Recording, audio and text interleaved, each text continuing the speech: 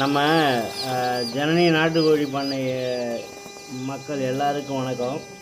இப்போ நான் இதே வீடியோ முன்னாடி போட்டிருந்தேன். அது லாங்காக பேச முடியல, 3 நிமிஷத்தில் தான் பண்ண முடியுங்கிறாங்க.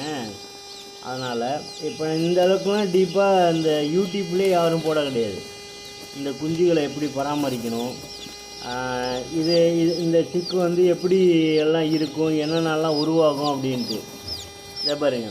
இப்போ இது இறக்கி விட்டு 4 நாள் ஆகுதுல்ல. இங்கே ஒரு சிக்கு எப்படி இருக்குன்னு பாருங்களேன்.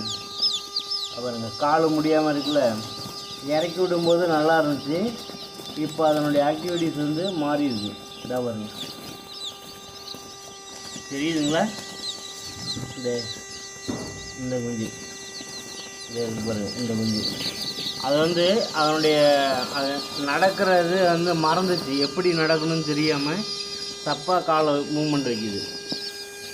அதான் அது மாதிரி இங்கே நம்ம 99% இது எல்லாமே நானாக அனுபவித்து கற்றுக்கிட்டது.